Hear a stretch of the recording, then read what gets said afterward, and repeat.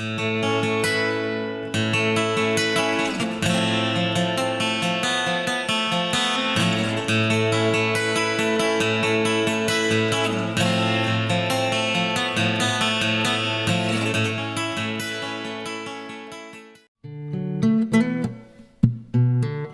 we've been, blessed with the responsibility for land, you've almost got a responsibility then to, produce off that.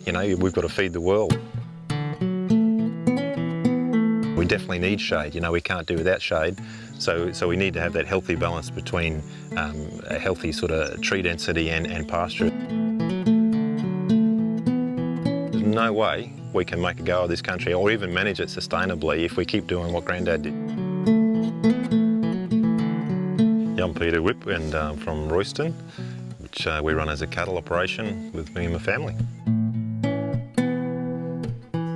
Unless a business is economically sustainable, well, it's not going to be there long term. So you can't really, the solution is not just simply to lock up country or to, have ultra low stocking rates, anything like that. You can farm here with very low inputs. Like, we use next to no chemicals.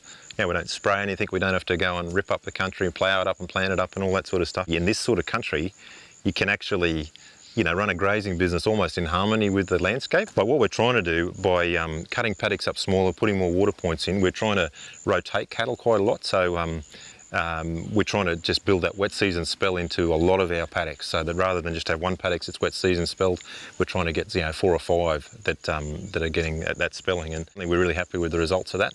We've got really good grass cover, and it's really, we think it's improving even over the last couple of years. The predictions for climate change, particularly for temperature, in our area seem to be quite clear that temperature is going to go up. We'll get even more varied seasons, and really, not sure if they can get much more varied than they have been, because we've got, floods on one side of the state and droughts in the other part. If we get even more of that, we have to build a business that's more resilient.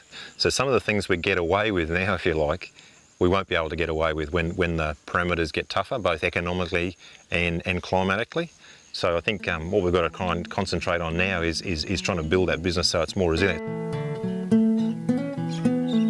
The Carbon Farming Initiative is out now, and to be honest, there hasn't been a lot of joy in that for rangelands graziers. And we're working on a project trying to produce a more efficient breeding animal.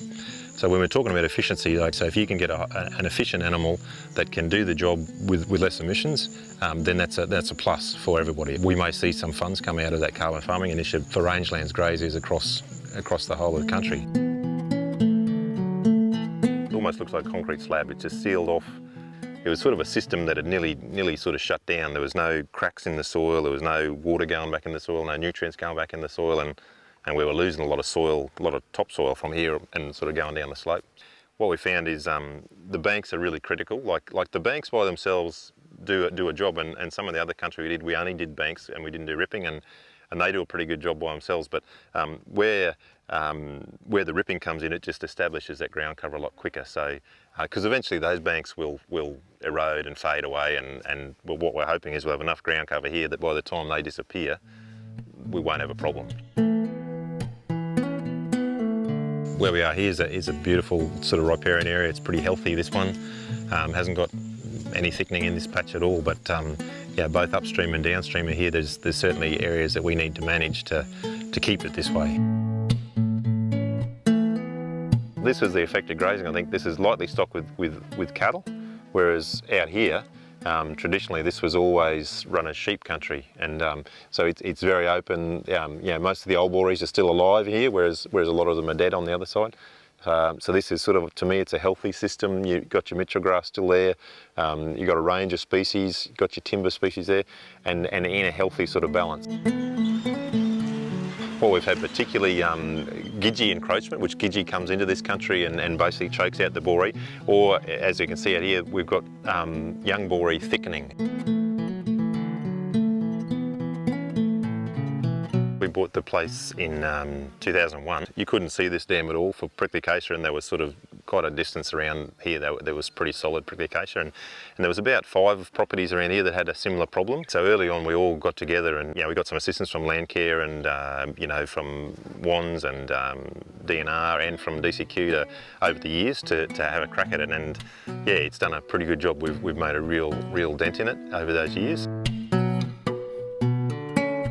You think about the future and your kids coming in generations or whatever, that you've got to hand this land on in a better state than what you took it on, otherwise, why are you there?